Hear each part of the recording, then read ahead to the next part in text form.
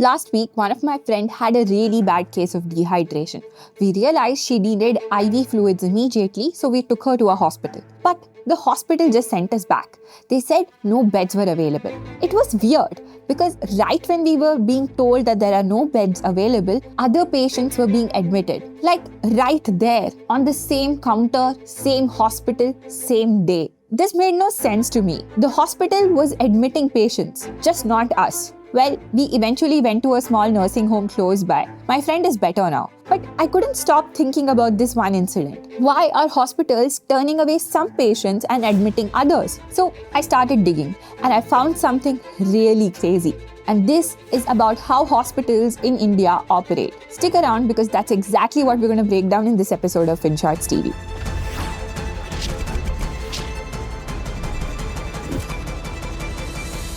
Hey folks, I'm Akanksha and you're watching FinShots TV. FinShots TV is now a part of Zerodha 01 network. Together, we plan on bringing you stories that impact your day-to-day lives, sometimes without you realizing it. So do consider liking this video, sharing it with your friends and subscribing to our channel.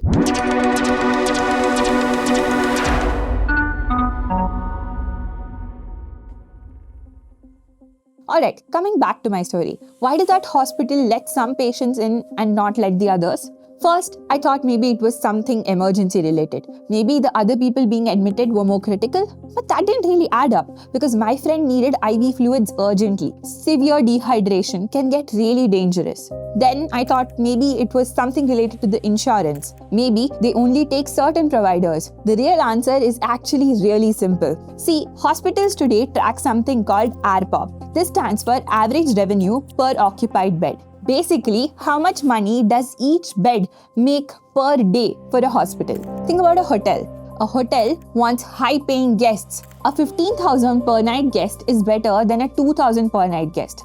Same room, same bed, same housekeeping. But if a guest is willing to pay more, it's better for the hotel's top line. Hospitals are also thinking along the same lines now. My friend with dehydration, she probably needed some IV fluids, some tests, maybe observation. The total revenue would be around 10 to 15,000 rupees per day. But you know who else needed a bed that day? Someone scheduled for a knee replacement surgery, someone needing cardiac care, someone there for a liver procedure.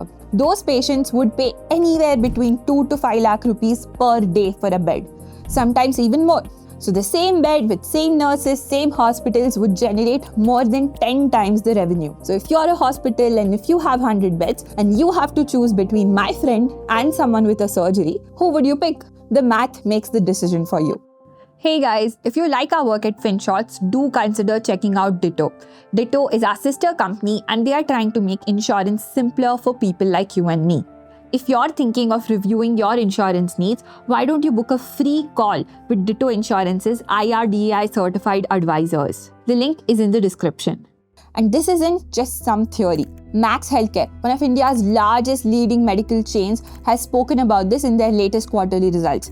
Their ARPOB currently stands around 77,000 rupees. Their spokesperson actually said this publicly. He said that their growth is because of a change in clinical mix. They are now attracting patients for more complex surgeries and procedures. What this essentially means is fewer patients, like my friend, are going to the hospital, and more patients who need transplants, robotic surgeries, cancer treatments, cardiac procedures are going to that hospital. But here's where it gets slightly dark. When a hospital optimizes for ARPOB, your dehydration isn't a medical problem anymore.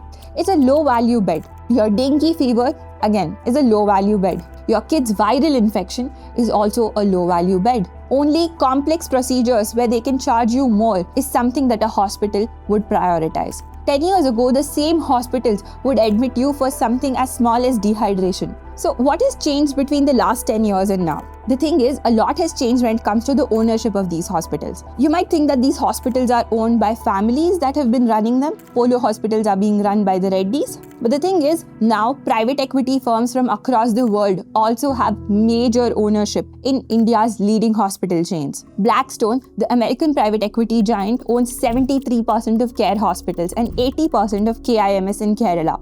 Singapore's Temasek owns 59% of Manipal hospitals. ARPOB Partners, an Ontario teachers' pension firm, now owns Sterling Hospital and Sayadri Hospital. Now, why does private equity even buy hospitals? Let's say a hospital makes 10 crore rupees. They buy it 15 times its profit, say 150 crores. Now they have 3 to 4 years to increase the profit of this hospital. That's the typical PE timeline. They're not here for the long run. They are here to grow it fast and then sell it to the next buyer. So they push aggressively to increase the ARPOB. Profit goes from 10 crores to 15 crores. Now they sell the hospital, but this time they sell it 30 times profit, which is around 450 crores. They put in 150 crores, they got 450 crores. That's almost 3x returns in just 4 years. This isn't theoretical. KKR, another big PE firm, invested in Max Healthcare. They exited with a 5 times return. Now, every PE firm is looking at Indian healthcare. And how does a PE firm help these hospitals achieve these numbers? Well, there are 3 major ways a hospital can increase its profits. The first is change what you treat. Remember the word clinical mix from earlier? Essentially, hospitals are now actively shifting towards high-value procedures like transplants, robotic surgeries, cardiac interventions, cancer treatments. These generate anywhere between 1.5 to 2 lakh rupees per bed per day, sometimes even more. And to make space for this, they'll slowly reduce basic procedures, general medicine, etc. Anything that generates less than 50,000 rupees. Then there's trick number 2. Allocate beds differently.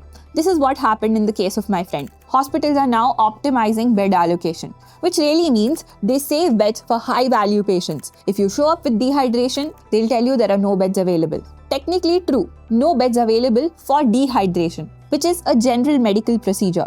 But if you show up needing cardiac surgery, which would generate more than 5 lakh rupees for the hospital, there definitely is a bed for you. And trick number 3 is to change how doctors work. Now, hospitals officially say that they don't give out doctor commissions. They say that doctors are only paid a salary. But there's a catch here. Doctors also get something called performance-based variables. This variable sort of depends on how much business they generate for the hospital. Have you ever noticed sometimes your doctor maybe pushing certain tests on you that you don't need, or maybe pushing you for a procedure that you might not require? A hospital was actually caught offering doctors 2.5 lakhs for referring 75 admissions in a single year. The medical council called this corruption. But this still keeps happening because when hospitals are desperate to increase ARPOB, they need doctors who bring in high-value patients and they're willing to pay for it. But the thing is, private equity isn't here to stay forever. The typical cycle for private equity is 3 to 5 years. They get in, they grow ARPOB, they make profits and they get out. We are now in the 3 to 4 year PE wave where hospitals started getting massive investments. Although the investments have now slowed down, which means now we are in the consolidation phase where hospitals are optimizing for ARPOB. But here's what would happen when a PE firm would exit. They sell to whoever pays the highest amount, usually maybe another PE firm. And this PE firm would want bigger returns to justify their buying value. Again, they would ask the hospital to optimize for ARPOB. There would be pressures to change the clinical mix and to further push out expensive procedures. The basic services would start disappearing. So, how is this going to end? Who is actually going to pay for it? Is it going to be the patient or is it going to be the hospital? Do you think a government intervention here is required? Let us know your take in the comments. See you on the other side.